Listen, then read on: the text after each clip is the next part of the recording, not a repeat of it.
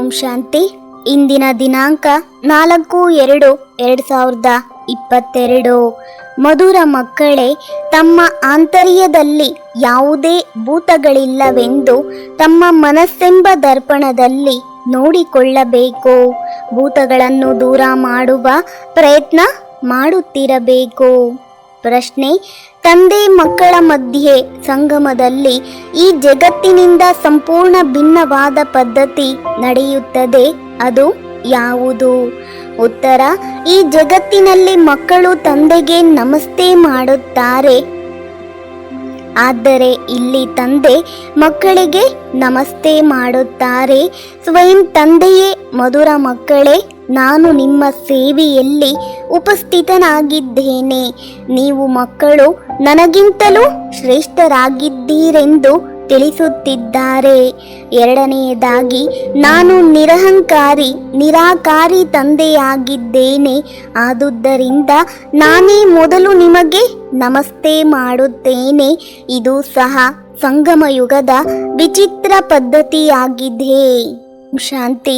ಇಲ್ಲಿಗೆ ಬಂದಾಗ ಮೊದಲು ತಂದೆಯು ಮಕ್ಕಳಿಗೆ ನಮಸ್ತೆ ಮಾಡಬೇಕೋ ಅಥವಾ ಮಕ್ಕಳು ತಂದೆಗೆ ನಮಸ್ತೆ ಮಾಡಬೇಕೋ? ಮಕ್ಕಳು ತಂದೆಗೆ ಮಾಡಬೇಕೋ? ಇಲ್ಲ, ಮೊದಲು ತಂದೆಯು ನಮಸ್ತೆ ಮಾಡಬೇಕಾಗುವುದು. ಸಂಗಮಯುಗದ ಪದ್ಧತಿಯು ಎಲ್ಲಕ್ಕಿಂತಲೂ ವಿಚಿತ್ರವಾಗಿದೆ. ಸ್ವಯಂ ತಂದೆ ತಿಳಿಸುತ್ತಾರೆ, ನಾನು ಎಲ್ಲರಿಗೂ ತಂದೆಯಾಗಿ ನಿಮ್ಮ ಸೇವೆಯಲ್ಲಿ ಬಂದು ಉಪಸ್ಥಿತನಾಗಿದ್ದೇನೆ. ಆದುದರಿಂದ ಅಗತ್ಯವಾಗಿ ಮಕ್ಕಳು ನನಗಿಂತ ಶ್ರೇಷ್ಠರಾದರಲ್ಲವೇ? ಪ್ರಪಂಚದಲ್ಲಂತೂ ಮಕ್ಕಳು ತಂದೆಗೆ ನಮಸ್ತೆ ಮಾಡುತ್ತಾರೆ. ಇಲ್ಲಿ ತಂದೆ ಮಕ್ಕಳಿಗೆ ನಮಸ್ತೆ ಮಾಡುತ್ತಾರೆ. ಪರಮಾತ್ಮನಿಗೆ ನಿರಹಂಕಾರಿ ಎಂಬ ಗಾಯನವಿದೆ ಎಂದಾಗ ಅದನ್ನು ತೋರ್ಪಡಿಸಬೇಕಾಗುತ್ತದೆ. ಅವರಂತೂ ಸನ್ಯಾಸಿಗಳ ಚರಣಗಳಿಗೆ ಬಾಗುತ್ತಾರೆ, ಪಾದಗಳನ್ನು ಸ್ಪರ್ಶ ಮಾಡುತ್ತಾರೆ, ಆದರೆ ಏನೂ ತಿಳಿದುಕೊಂಡಿಲ್ಲ. ತಂದೆ ಕಲ್ಪದ ನಂತರ ಮಕ್ಕಳ ಜೊತೆ ಮಿಲನ ಮಾಡಲು ಬರುತ್ತಾರೆ. ನೀವು ತುಂಬ ಅಗಲಿ ಹೋಗಿರುವಂತಹ ಮಕ್ಕಳಾಗಿದ್ದೀರಿ. ಆದುದರಿಂದ ನೀವು ಮಧುರ ಮಕ್ಕಳು ದಣಿದಿದ್ದೀರೆಂದು ತಂದೆಯು ಹೇಳುತ್ತಾರೆ. ದ್ರೌಪದಿಯ ಪಾದಗಳನ್ನು ಒತ್ತುವರೆಂದಾಗ ಸೇವಕರಾದರಲ್ಲವೇ? ಒಂದೇ ಮಾತರಂ ಎಂದು ಯಾರು ಉಚ್ಚರಿಸಿದರು? ತಂದೆಯು ಉಚ್ಚರಿಸಿದರು. ಇಡೀ ಸೃಷ್ಟಿಯ ಬೇಅದ್ದಿನ ಸೇವೆಗಾಗಿ ತಂದೆ ಬಂದಿದ್ದಾರೆಂದು ಮಕ್ಕಳು ತಿಳಿದುಕೊಂಡಿದ್ದೀರಿ. ಈ ಸೃಷ್ಟಿಯ ಮೇಲೆ ಎಷ್ಟೊಂದು ಕೊಳಕು ಇದೆ. ಇದು ನರಕವಾಗಿದೆ. ತಂದೆಯು ನರಕವನ್ನು ಸ್ವರ್ಗವನ್ನಾಗಿ ಮಾಡಲು ಬರಬೇಕಾಗುತ್ತದೆ. ತುಂಬ ಪ್ರೀತಿಯಿಂದ ಬರುತ್ತಾರೆ. ನಾನು ಮಕ್ಕಳ ಸೇವೆಯಲ್ಲಿ ಹೋಗಬೇಕೆಂದು ತಿಳಿದುಕೊಳ್ಳುತ್ತಾರೆ. ಕಲ್ಪಕಲ್ಪವು ತಂದೆಯು ಮಕ್ಕಳ ಸೇವೆಯಲ್ಲಿ ಉಪಸ್ಥಿತರಾಗುತ್ತಾರೆ. ಇಲ್ಲಿ ಒಂದೇ ಕಡೆ ಕುಳಿತು ಎಲ್ಲ ಮಕ್ಕಳ ಸೇವೆ ಮಾಡಿಬಿಡುತ್ತಾರೆ. ಎಲ್ಲರ ಬಳಿ ಹೋಗುವ ಅವಶ್ಯಕತೆ ಇರುವುದಿಲ್ಲ. ಇಡೀ ವಿಶ್ವದ ಕಲ್ಯಾಣಕಾರಿ ದಾತ ಒಬ್ಬರೇ ಆಗಿದ್ದಾರೆ. ಅವರ ಹೋಲಿಕೆಯಲ್ಲಿ ಮನುಷ್ಯರು ಯಾರೂ ಸಹ ಇಂತಹ ಸೇವೆಯನ್ನು ಮಾಡಲು ಸಾಧ್ಯವಿಲ್ಲ. ತಂದೆಯ ಸೇವೆ ಬೇಅದ್ದಿನ ಸೇವೆ ಆಗಿದೆ. ಗೀತೆ: ಎದ್ದೇಳಿ ಪ್ರಿಯತಮೇರೆ ಎದ್ದೇಳಿ, ಎಷ್ಟೊಂದು ಉತ್ತಮ ಗೀತೆಯಾಗಿದೆ. ಹೊಸ ಯುಗವನ್ನು ಕುಳಿತು ತಿಳಿಸಿಕೊಡಬೇಕು. ಈ ಯುಗಗಳು ಭಾರತೀಯರಿಗೋಸ್ಕರವಾಗಿದೆ. ಭಾರತವಾಸಿಯರಿಂದ ಅವರು ಈ ಮಾತನ್ನು ಕೇಳುತ್ತಾರೆ. ಸತ್ಯಯುಗ ತ್ರೇತಾಯುಗದಲ್ಲಿ ಭಾರತವಾಸಿಯರೇ ಇದ್ದು ಹೋಗಿದ್ದಾರೆ, ಏಕೆಂದರೆ ಬೇರೆಯವರು ದ್ವಾಪರದಿಂದ ಬರುತ್ತಾರೆ. ಆದುದರಿಂದ ಅವರು ಬೇರೆಯವರಿಂದ ಭಾರತದ ಪ್ರಾಚೀನ ಖಂಡವೆಂದು, ಅಲ್ಲಿ ದೇವತೆಗಳು ರಾಜ್ಯ ಮಾಡುತ್ತಿದ್ದರೆಂದು ಕೇಳುತ್ತಾರೆ. ಆದಿ ಸನಾತನ ದೇವಿ ದೇವತಾ ಧರ್ಮವಿತ್ತು, ಅದು ಈಗ ಇಲ್ಲದಂತಾಗಿದೆ. ಗೀತೆಯು ದೇವಿ ದೇವತಾ ಧರ್ಮದ ತಾಯಿ ತಂದೆಯಾಗಿದೆ. ಉಳಿದೆಲ್ಲವೂ ನಂತರ ಬರುತ್ತವೆ. ಇದು ಎಲ್ಲ ಧರ್ಮಗಳಿಗೂ ಪ್ರಾಚೀನವಾಗಿದೆ. ವಾಸ್ತವಿಕವಾಗಿ ಗೀತೆಯೊಂದೇ ಮುಖ್ಯವಾಗಿತ್ತು. ಅದನ್ನು ಎಲ್ಲರೂ ಸಮ್ಮತಿಸಬೇಕಾಗುತ್ತದೆ. ಆದರೆ ಎಲ್ಲರೂ ಸಮ್ಮತಿಸುವುದಿಲ್ಲ. ಪ್ರತಿಯೊಬ್ಬರೂ ತಮ್ಮ ಧರ್ಮಶಾಸ್ತ್ರವನ್ನು ಮಾತ್ರ ಒಪ್ಪಿಕೊಳ್ಳುತ್ತಾರೆ. ಭಗವಂತ ಗೀತೆಯನ್ನು ಯಾವಾಗ ಹೇಳಲಾಯಿತೆಂದು ತಿಳಿದುಕೊಂಡಿಲ್ಲ. ಗೀತೆಯನ್ನು ತಂದೆಯೇ ತಿಳಿಸಿದ್ದಾರೆ. ಅದರಲ್ಲಿ ತಂದೆಯ ಬದಲಿಗೆ ಮಗನ ಹೆಸರನ್ನು ಹಾಕಿ ಕಷ್ಟ ಮಾಡಿಬಿಟ್ಟಿದ್ದಾರೆ. ಆದುದರಿಂದ ಶಿವರಾತ್ರಿ ಯಾವಾಗ ಆಚರಿಸಬೇಕೆಂದು ಸಿದ್ಧವಾಗುವುದಿಲ್ಲ. ಶಿವ ಜಯಂತಿಯ ನಂತರ ಕೃಷ್ಣ ಜಯಂತಿ ಆಗುತ್ತದೆ. ಶ್ರೀಕೃಷ್ಣನ ಯಜ್ಞವೆಂದು ಎಂದಿಗೂ ಹೇಳಲಾಗುವುದಿಲ್ಲ. ರುದ್ರಜ್ಞಾನ ಯಜ್ಞವೆಂದು ಹೇಳಲಾಗುತ್ತದೆ. ರುದ್ರ ಯಜ್ಞದಿಂದಲೇ ವಿನಾಶದ ಜ್ವಾಲೆ ಪ್ರಜ್ವಲಿತವಾಯಿತೆಂದು ಹೇಳಲಾಗುತ್ತದೆ. ಅದನ್ನು ನೀವೀಗ ನೋಡುತ್ತಿದ್ದೀರಿ. ಆದಿ ಸನಾತನ ದೇವಿ ದೇವತಾ ಧರ್ಮ ಪುನಃ ಸ್ಥಾಪನೆಯಾಗುತ್ತಿದೆ. ಮತ್ತೆ ಇವೆಲ್ಲ ಅನೇಕ ಧರ್ಮಗಳು ಇರುವುದಿಲ್ಲ. ಕೃಷ್ಣನು ಸಹ ಅನೇಕ ಧರ್ಮಗಳು ಇಲ್ಲದಿರುವಾಗ ಬರಬೇಕಾಗುತ್ತದೆ. ಉಳಿದೆಲ್ಲ ಆತ್ಮಗಳು ಮುಕ್ತಿಧಾಮದಲ್ಲಿರುತ್ತಾರೆ. ಭಗವಂತನ ಜೊತೆ ಎಲ್ಲರೂ ಮಿಲನ ಮಾಡಬೇಕಾಗುತ್ತದೆ. ಎಲ್ಲರೂ ತಂದೆಗೆ ತಲೆಬಾಗುತ್ತಾರೆ. ತಂದೆಯು ಬಂದು ಪುನಃ ಮಕ್ಕಳಿಗೆ ತಲೆಬಾಗುತ್ತಾರೆ. ಮಕ್ಕಳು ಮತ್ತೆ ತಂದೆಗೆ ಮಾಡುತ್ತಾರೆ. ಈ ಸಮಯದಲ್ಲಿ ತಂದೆಯು ಸಾಕಾರದಲ್ಲಿ ಬಂದಿದ್ದಾರೆ. ಇಲ್ಲಂತೂ ಎಲ್ಲ ಆತ್ಮಗಳು ತಂದೆಯೊಂದಿಗೆ ಮಿಲನ ಮಾಡಲು ಸಾಧ್ಯವಿಲ್ಲ. ಮಧುಬನದಲ್ಲಿ ಏಕೆಂದರೆ ಕೋಟಿಯಲ್ಲಿ ಕೆಲವರಷ್ಟೇ ಬರುತ್ತಾರೆ. ಆದುದರಿಂದ ಎಲ್ಲ ಭಕ್ತರು ಯಾವಾಗ ಎಲ್ಲಿ ತಂದೆಯನ್ನು ಮಿಲನ ಮಾಡುವರು? ಎಲ್ಲಿಂದ ಭಗವಂತನನ್ನು ಅಗಲಿದರು ಮತ್ತೆ ಅಲ್ಲಿಗೆ ಹೋಗಿ ಮಿಲನ ಮಾಡುತ್ತಾರೆ. ಭಗವಂತನ ನಿವಾಸ ಸ್ಥಾನ ಪರಮಧಾಮವಾಗಿದೆ.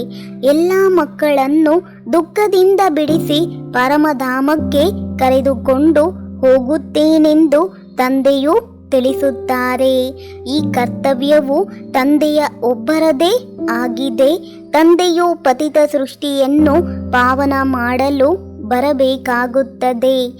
ಸ್ವರ್ಗ ಸ್ಥಾಪಕ ತಂದೆ ಎಂದಾಗ ಅಗತ್ಯವಾಗಿ ಸ್ವರ್ಗ ಸ್ಥಾಪನೆ ಮಾಡಲೇಬೇಕು.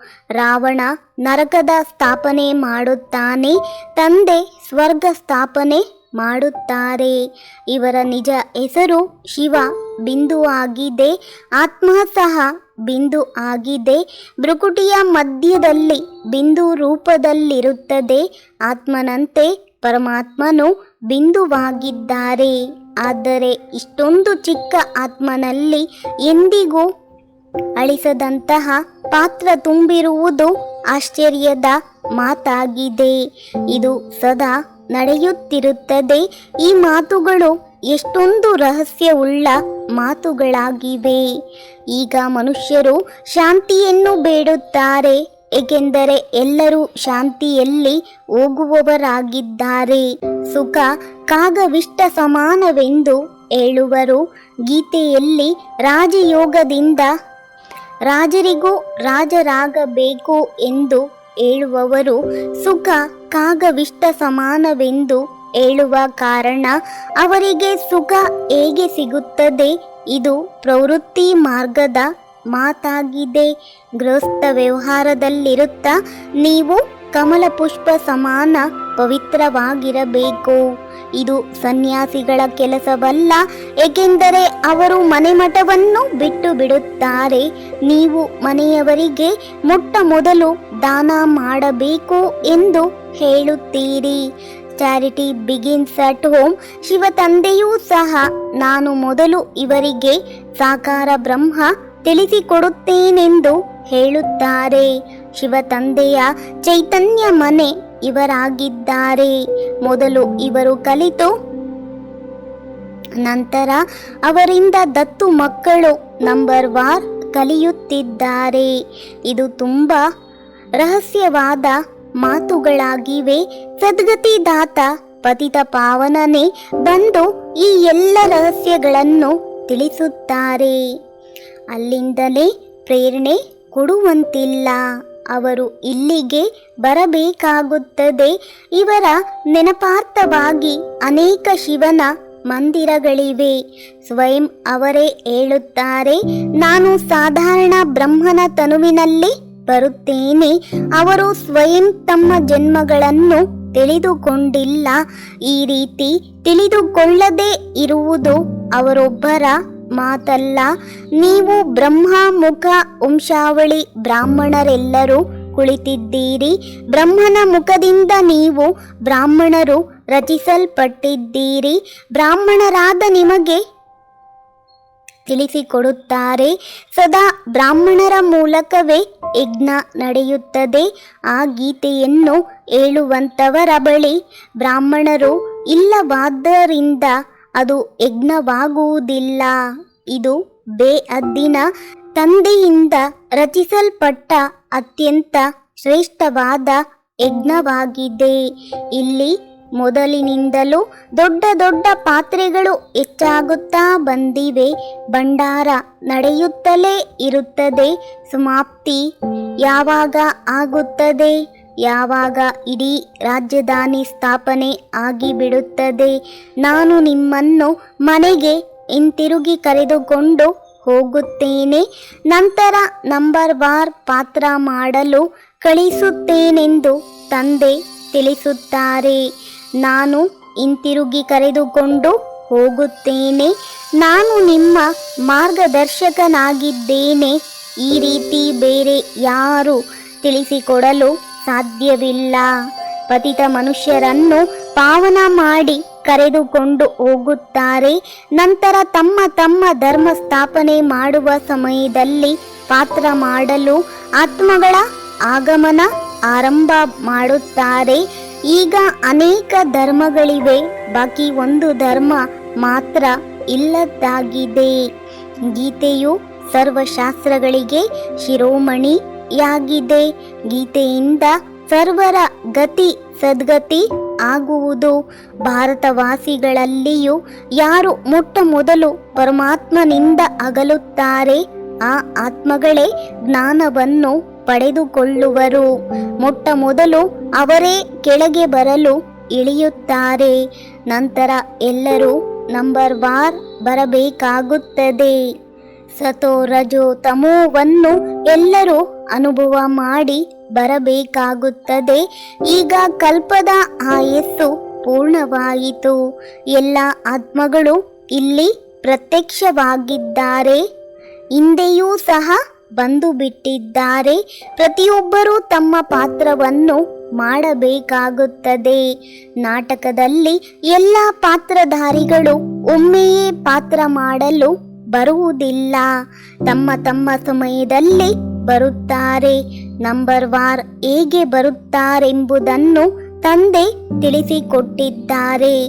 ವರ್ಣಗಳ ರಹಸ್ಯವನ್ನು ಸಹ ತಿಳಿಸಿದ್ದಾರೆ.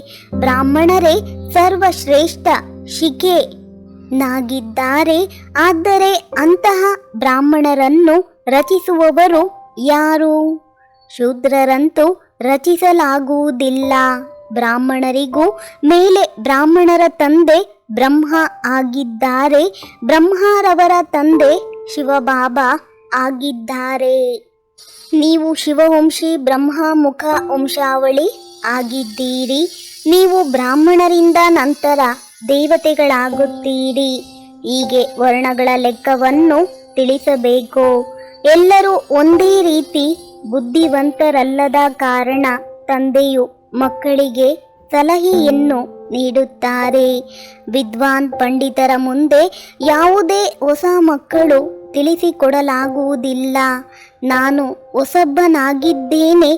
ತಾವು ಇಂತಹ ಸಮಯದಲ್ಲಿ ಬರುವುದಾದರೆ ನಮಗಿಂತ ಹಿರಿಯ ಸಹೋದರಿ ನಿಮಗೆ ತಿಳಿಸಿಕೊಡುತ್ತಾರೆಂದು ಹೇಳಬೇಕಾಗುತ್ತದೆ.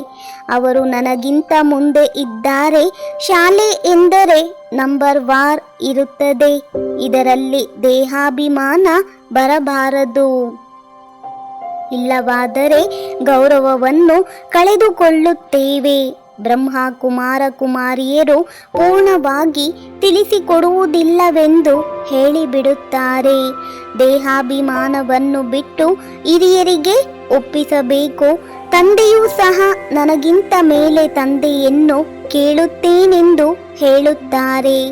ಮಹಾರಥಿ, ಕುದುರೆ ಸವಾರ, ಕಾಲಾಳುಗಳಿರುತ್ತಾರಲ್ಲವೇ, ಕೆಲವರನ್ನು ಹುಲಿಯ ಮೇಲೆ ಸವಾರಿ ತೋರಿಸುತ್ತಾರೆ. ಹುಲಿಯು ಎಲ್ಲದಕ್ಕಿಂತ ಶಕ್ತಿಶಾಲಿಯಾಗಿದ್ದು ಚುರುಕಾಗಿರುತ್ತದೆ.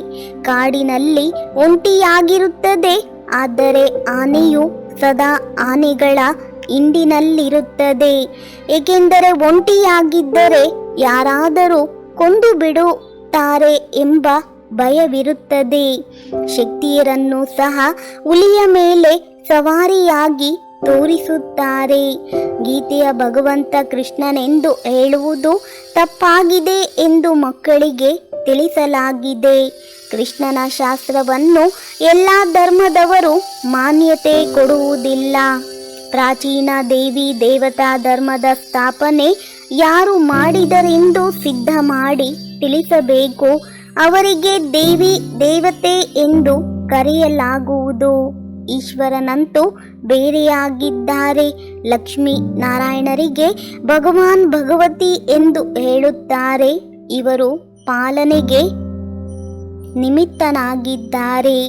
ಒಂದು ವೇಳೆ ಲಕ್ಷ್ಮೀ ನಾರಾಯಣರಿಗೆ ಭಗವಾನ್ ಭಗವತಿ ಎಂದು ಹೇಳುವುದಾದರೆ ವಿಷ್ಣು ಶಂಕರನಿಗೂ ಮೊದಲಿಗೆ ಭಗವಾನ್ ಎಂದು ಹೇಳಬೇಕಾಗುತ್ತದೆ.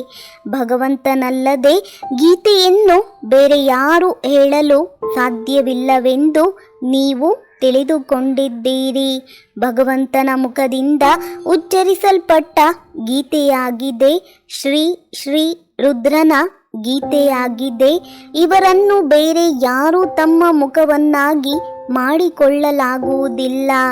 ಗೀತೆಯು ಶಿವತಂದೆಯ ವಿನಃ ಬೇರೆ ಯಾರ ಮುಖದಿಂದಲೂ ಉಚ್ಚರಿಸಲಾಗುವುದಿಲ್ಲ. ಗೀತಾ ಮಾತೆಯಾಗಿದೆ. ಶಿವತಂದೆ ಅದರ ರಚಯಿತನಾಗಿದ್ದಾರೆ. ಅವರು ಕುಳಿತು ಮುಖದಿಂದ ತಿಳಿಸಿಕೊಡುತ್ತಾರೆ. ಏಕೆಂದರೆ ಅವರು ಜ್ಞಾನ ಸಾಗರನಾಗಿದ್ದಾರೆ. ಅಂದಾಗ ರಚಯಿತನೇ ತನ್ನ ರಚನೆಯ ಜ್ಞಾನವನ್ನು ಕೊಡಬೇಕು. ಆದುದರಿಂದ ಋಷಿ ಮುನಿಗಳೆಲ್ಲರೂ ಬೇ ಅಂತೆಂದು ಹೇಳಿಬಿಡುತ್ತಾರೆ. ಈಶ್ವರನ ಗತಿಮತಿಯನ್ನು ಈಶ್ವರನೇ ತಿಳಿದುಕೊಂಡಿದ್ದಾರೆ. ಈಗ ಈಶ್ವರನ ಮತ ಶ್ರೀಮತವಾಗಿದೆ. ಇದರಿಂದ ಸದ್ಗತಿ ಸಿಗುತ್ತದೆ. ಅಂದಾಗ ಇದು ಸರಿಯಿದೆ ಎಲ್ಲವೇ. ಗತಿಯ ಜೊತೆ ಸದ್ಗತಿ ಎಂದು ಎರಡನ್ನು ಹೇಳಬೇಕಾಗುತ್ತದೆ. ಏಕೆಂದರೆ ಭಾರತದಲ್ಲಿ ಯಾವಾಗ ಸ್ವರ್ಗವಿರುತ್ತದೆ ಆಗ ಉಳಿದೆಲ್ಲ ಧರ್ಮದವರು ಮುಕ್ತಿಯಲ್ಲಿರುತ್ತಾರೆ. ಭಾರತವಾಸಿಯರು ಸದ್ಗತಿ ಅರ್ಥಾತ್ ಜೀವನ್ ಮುಕ್ತಿಯಲ್ಲಿದ್ದರು. ಈ ಎಲ್ಲ ಮಾತುಗಳು ಧಾರಣೆ ಮಾಡುವ ರಹಸ್ಯಗಳನ್ನು ತಂದೆ ತಿಳಿಸಿಕೊಡುತ್ತಾರೆ. ವೇದ ಶಾಸ್ತ್ರ ಮುಂತಾದವುಗಳಿಂದ ಈಶ್ವರನ ದಾರಿ ಸಿಗುತ್ತದೆ ಎಂದು ಭಕ್ತಿ ಮಾರ್ಗದಲ್ಲಿ ಹೇಳುತ್ತಾರೆ. ಆದರೆ ಆ ರೀತಿಯಂತೂ ಸಾಧ್ಯವಿಲ್ಲ. ಯಾವ ಕಡೆಯಿಂದ ಹೋದರೂ ತಲುಪಿಬಿಡುತ್ತಾರೆಂದು ಹೇಳಲು ಇದು ಸಿಮ್ಲಾ ಪರ್ವತವೇನು? ಇಲ್ಲಿಯಂತೂ ಪ್ರಿಯತಮೆಯರ ಬಳಿ ಬರಬೇಕಾಗುತ್ತದೆ. ಅದಕ್ಕಾಗಿ ಸ್ವರ್ಗದ ಮಾಲೀಕರನ್ನಾಗಿ ಮಾಡಲು ಶೃಂಗಾರ ಮಾಡಬೇಕು. ಎಲ್ಲರೂ ಮಹಾರಾಜ ಮಹಾರಾಣಿ ಆಗಲು ಇಷ್ಟಪಡುತ್ತಾರೆ. ಆದರೆ ತಂದೆ ತಿಳಿಸುತ್ತಾರೆ, ತಮ್ಮ ಮುಖವನ್ನು ಮೊದಲು ನೋಡಿಕೊಳ್ಳಬೇಕು. ನಾರದನ ಮಾತು ಸಹ ಈ ಸಮಯದ್ದಾಗಿದೆ. ನಾರದನಿಗೆ ಲಕ್ಷ್ಮಿಯನ್ನು ವರಿಸಲು ಮನಸ್ಸಾಯಿತು. ಆಗ ಲಕ್ಷ್ಮಿಯು ನಾರದನಿಗೆ ತನ್ನ ಮುಖವನ್ನು ನೋಡಿಕೊಳ್ಳಲು ಹೇಳಿದಳು. ತಂದೆಯೂ ಸಹ ತಮ್ಮ ಮನಸ್ಸೆಂಬ ದರ್ಪಣವನ್ನು ನೋಡಿಕೊಳ್ಳಲು ತಿಳಿಸುತ್ತಾರೆ. ಕಾಮದ ಭೂತ ಬರುವುದಿಲ್ಲವೇನು? ಪರಿಶೀಲನೆ ಮಾಡಿಕೊಳ್ಳುತ್ತಾ ಭೂತಗಳನ್ನು ದೂರ ಮಾಡುವ ಪ್ರಯತ್ನ ಮಾಡುತ್ತಾ ಇರಿ. ತಂದೆಯು ಎಲ್ಲ ಉಪಾಯಗಳನ್ನು ತಿಳಿಸುತ್ತಿರುತ್ತಾರೆ. ಮನದಲ್ಲಿ ಎಷ್ಟೇ ಸಂಕಲ್ಪ ಬಂದರೂ ಕರ್ಮದಲ್ಲಿ ಬರಬಾರದು. ತಂದೆಯು ಉತ್ತಮ ಕರ್ಮವನ್ನು ಕಲಿಸಿಕೊಡುತ್ತಾರಲ್ಲವೇ. ಕರ್ಮ ಅಕರ್ಮ ವಿಕರ್ಮದ ಜ್ಞಾನವೂ ಸಹ ಗೀತೆಯಲ್ಲಿದೆ. ಆದರೆ ಅದನ್ನು ಯಾರೂ ತಿಳಿದುಕೊಂಡಿಲ್ಲ. ವಿಕರ್ಮ ಮಾಡಿಸುವುದು ಮಾಯೆ, ಅದು ಸತ್ಯಯುಗದಲ್ಲಿ ಇರುವುದಿಲ್ಲ. ಈಗ ನೀವು ಶ್ರೀಮತದಂತೆ ನಡೆದಾಗ ಸ್ವರ್ಗದಲ್ಲಿ ಹೋಗಬಹುದು. ಇದು ಯಾವ ಮನುಷ್ಯನ ಮತವಲ್ಲ, ತಂದೆಯ ಶ್ರೀಮತದಿಂದ ಸ್ವರ್ಗವಾಗುತ್ತಿದೆ. ಬೇರೆಯವರ ಮತದಿಂದ ಸ್ವರ್ಗವಾಗಲು ಸಾಧ್ಯವಿಲ್ಲ. ಇನ್ನೂ ಭ್ರಷ್ಟವಾಗುತ್ತಾ ಹೋಗುತ್ತದೆ. ಈಗ ಒಂದು ಧರ್ಮದ ಸ್ಥಾಪನೆ ಆಗುತ್ತಿದೆ ಎಂದು ನೀವು ಮಕ್ಕಳು ತಿಳಿದುಕೊಂಡಿದ್ದೀರಿ. ಯೋಗ ಬಲದಿಂದ ನೀವು ಗುಪ್ತ ವೇಷದಲ್ಲಿ ರಾಜಧಾನಿ ಸ್ಥಾಪನೆ ಮಾಡುತ್ತಿರುವಿರಿ. ಕೈಯಲ್ಲಿ ಆಯುಧ ಮುಂತಾದವುಗಳೇನೂ ಇಲ್ಲ, ಜ್ಞಾನವೇ ಬಾಣವಾಗಿದೆ. ಅವರು ಸ್ಥೂಲವಾಗಿ ತೋರಿಸಿ ಬಿಟ್ಟಿದ್ದಾರೆ. ಇದೆಲ್ಲವೂ ಗುಪ್ತ ಶಕ್ತಿಯಾಗಿದೆ. ಶಕ್ತಿಯರಿಗೆ ಎಷ್ಟೊಂದು ಪೂಜೆ ನಡೆಯುತ್ತದೆ. 10-20 ಭುಜಗಳಿರುವವರು ಯಾರೂ ಇಲ್ಲ. ಎಲ್ಲರಿಗೂ 2 ಭುಜಗಳಿರುತ್ತವೆ. ಮನುಷ್ಯ ಸೃಷ್ಟಿಯಲ್ಲಿ 8-10 ಭುಜಧಾರಿಗಳು ಯಾರೂ ಇಲ್ಲ. ಸೂಕ್ಷ್ಮವತನದಲ್ಲಿ ವಿಷ್ಣುವಿಗೆ 4 ಭುಜಗಳನ್ನು ತೋರಿಸುತ್ತಾರೆ. ಅದು ಸಹ ಅರ್ಥಸಹಿತವಾಗಿದೆ. ಬೀಜವನ್ನು ತಿಳಿಯುವುದರಿಂದ ವೃಕ್ಷದ ಜ್ಞಾನವೆಲ್ಲವೂ ಬಂದು ಬಿಡುತ್ತದೆ. ಒಳ್ಳೆಯದು. ಜ್ಞಾನದ ಖಜಾನೆಯಂತೂ ಮಕ್ಕಳಿಗೆ ಸಿಗುತ್ತಿರುತ್ತದೆ. ಆದರೆ ಮುಖವನ್ನು ಸಿಹಿ ಮಾಡುವ ಸಲುವಾಗಿ ಮಕ್ಕಳಿಗೆ ಸಿಹಿಯನ್ನು ತಿನ್ನಿಸುತ್ತಾರೆ. ಸ್ವಯಂ ಶಿವ ತಂದೆ ತಿನ್ನುವುದಿಲ್ಲ. ಎಲ್ಲವೂ ಮಕ್ಕಳಿಗೋಸ್ಕರವಾಗಿದೆ. ರಾಜ್ಯವೂ ಸಹ ಮಕ್ಕಳಿಗಾಗಿಯೇ ಆಗಿದೆ. ಲಕ್ಷ್ಮೀ ನಾರಾಯಣರೂ ಸಹ ರಾಜ್ಯವನ್ನು ತನ್ನ ಮಕ್ಕಳಿಗೆ ಕೊಡುತ್ತಾರೆ. ಅವರು ಎಲ್ಲರಿಗೂ ಹಂಚುವುದಿಲ್ಲ. ಈ ತಂದೆ ತನ್ನ ಎಲ್ಲ ಮಕ್ಕಳಿಗೂ ರಾಜ್ಯವನ್ನು ಕೊಡುತ್ತಾರೆ. ಅಲ್ಲಿ ಪ್ರಜೆಗಳೂ ಸಹ ನಾವು ಸ್ವರ್ಗದ ಮಾಲೀಕರೆಂದು ಹೇಳುತ್ತಾರೆ. ಪ್ರಜೆಗಳಿಗೂ ಸುಖವಿರುತ್ತದೆ, ದುಃಖದ ಹೆಸರೇ ಇರುವುದಿಲ್ಲ. ಬಾಕಿ ನಂಬರ್ ವಾರಂತೂ ಇದ್ದೇ ಇರುತ್ತಾರೆ. ಅಲ್ಲಿ ಅಪಾರವಾದ ಚಿನ್ನವಿರುತ್ತದೆ. ಇಲ್ಲಿ ಎಲ್ಲ ಗಣಿಗಳು ಖಾಲಿಯಾಗಿ ಬಿಟ್ಟಿವೆ. ಆದುದರಿಂದ ಕೆಲವರ ಸಂಪತ್ತು ಮಣ್ಣು ಪಾಲಾಯಿತು, ಕೆಲವರ ಸಂಪತ್ತು ರಾಜರು ತಿಂದು ಖಾಲಿ ಮಾಡಿದರೆಂಬ ಗಾಯನವಿದೆ. ಒಳ್ಳೆಯದು. ಮಧುರ ಅಗಲಿ ಹೋಗಿ ಮರಳಿ ಸಿಕ್ಕಿರುವ ಮಕ್ಕಳ ಪ್ರತಿ ಮಾತಾಪಿತಾ ಬಾಪ್ ದಾದಾರವರ ನೆನಪು, ಪ್ರೀತಿ ಹಾಗೂ ನಮಸ್ತೆ. ಮಾತೆಯರಿಗೆ ಒಂದೇ ಮಾತರಂ. ಮಕ್ಕಳಿಗೆ ನೆನಪು, ಪ್ರೀತಿ ಹಾಗೂ ಎಲ್ಲರಿಗೂ ಸುಪ್ರಭಾತ. ಈಗ ರಾತ್ರಿ ಪೂರ್ಣವಾಗುತ್ತಿದೆ, ಸುಪ್ರಭಾತ ಬರುತ್ತಿದೆ. ಬ್ರಹ್ಮ ಕುಮಾರ ಕುಮಾರಿಯರ ಸಲುವಾಗಿ ನವಯುಗ ಬರುತ್ತಿದೆ. ಒಳ್ಳೆಯದು. ಓಂ ಶಾಂತಿ. ಮಧುರ ಅಗಲಿ ಹೋಗಿ ಮರಳಿ ಸಿಕ್ಕಿರುವ ಮಕ್ಕಳ ಪ್ರತಿ ಮಾತಾಪಿತಾ ಬಾಪ್ ದಾದಾರವರ ನೆನಪು, ಪ್ರೀತಿ ಹಾಗೂ ಸುಪ್ರಭಾತ. ಆತ್ಮಿಕ ಮಕ್ಕಳಿಗೆ ಆತ್ಮಿಕ ತಂದೆಯ ನಮಸ್ತೆ. ಧಾರಣೆಗಾಗಿ ಮುಖ್ಯ ಸಾರ.